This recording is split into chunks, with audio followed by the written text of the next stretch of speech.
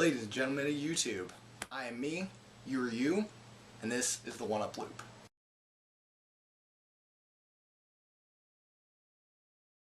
Alright, so right off the bat, we got some cool Nintendo news happening this week.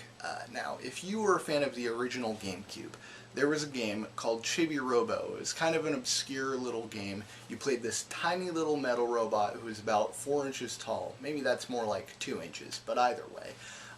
You are a personal cleanup robot, like a Roomba with arms and legs. And I guess you have like this extra dimensional head where you store all the garbage.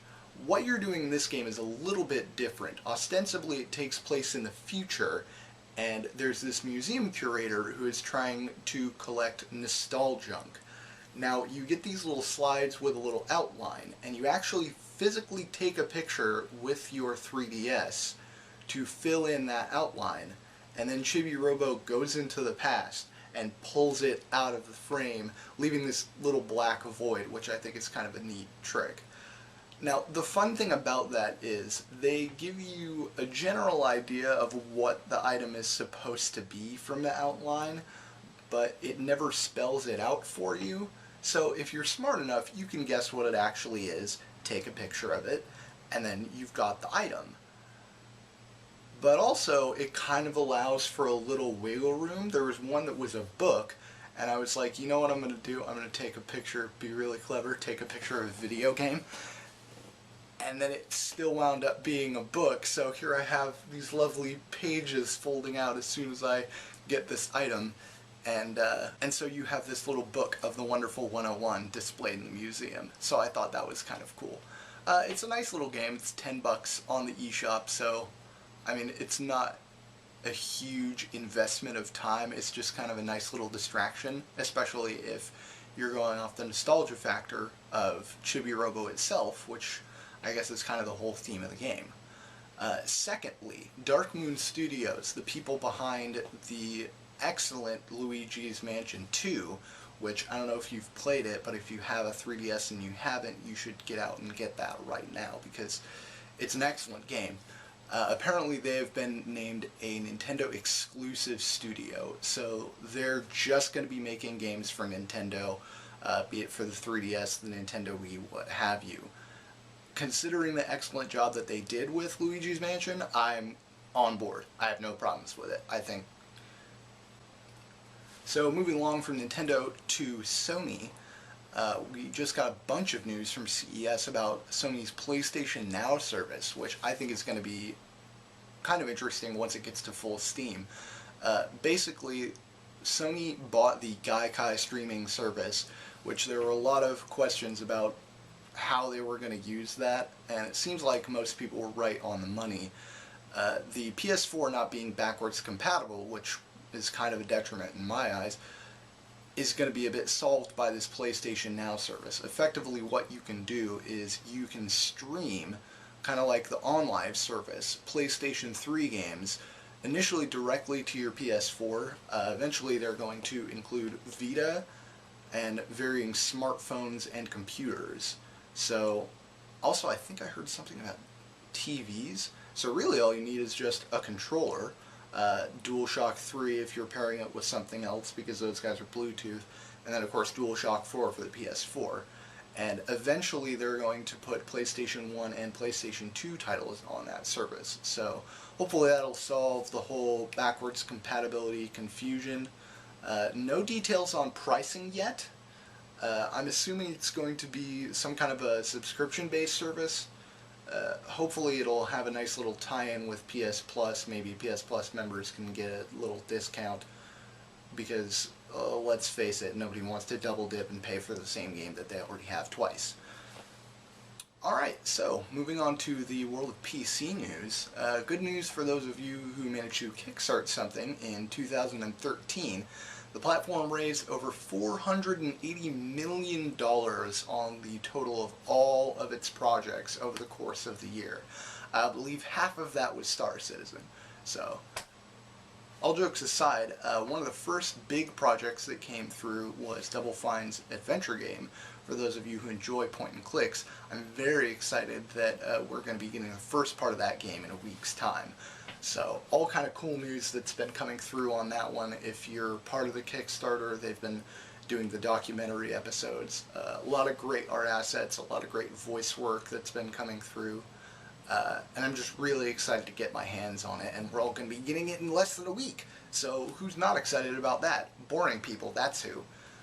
Secondly, I don't understand why developers can't get this through their heads. We had a minor issue earlier in the week where Metal Gear Rising: Revengeance finally came out for the PC, and you could not play it offline, to the point that if you lost your connection mid-gameplay, the game just crashed and stopped working.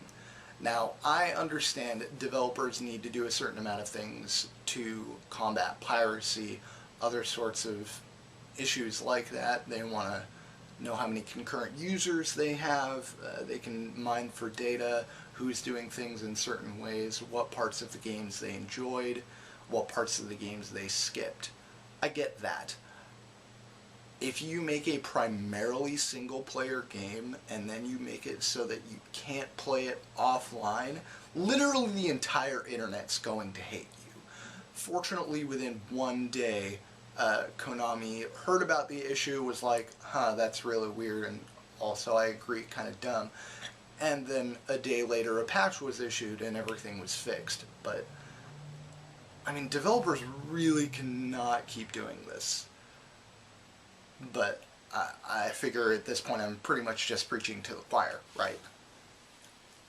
One other quick thing I wanted to get to is Steam is apparently going to be releasing some virtual reality developer software soon, which, whatever that equates to in Valve time, who knows for reals. But, I mean, with the bang-up job that they've done with their own franchises, the Steam platform, the sales, the trading cards, big picture, pretty much everything that they touch, in my opinion, turns to gold, not to come off sounding like too much of a fanboy. But with the Oculus Rift looking as promising as it already does, and Valve getting 100% behind it, I would absolutely love to have perfect virtual reality for every single game that I play. I don't see any problems with that.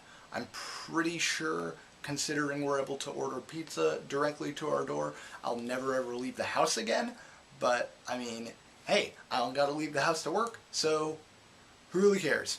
Alright, so lastly, on the topic of things that people on the internet hate, a group going by the name of Derp Trolling, not lulzsec, not anonymous, Derp Trolling, so hooray, we've got a third contender now, has launched gigantic DDoS attacks, and I say gigantic because they were against all sorts of different games, Steam, the Steam platform itself, Origin, EA's platform, League of Legends, a whole bunch of different ones, which, granted, I realize not all of you may play League of Legends, but there was an infographic that came out last year that it's literally the most played game, just out of all games.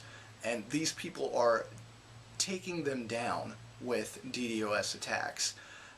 The amount of effort, dedication, and manpower it would take to do something like that only leads me to the question, why? Why?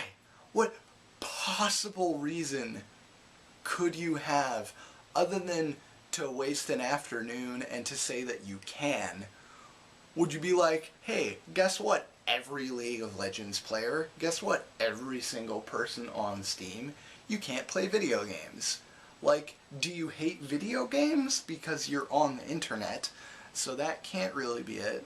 Like, I just can't wrap my head around any possible reason that someone would do something like that other than just to be a giant roving gang of jerks.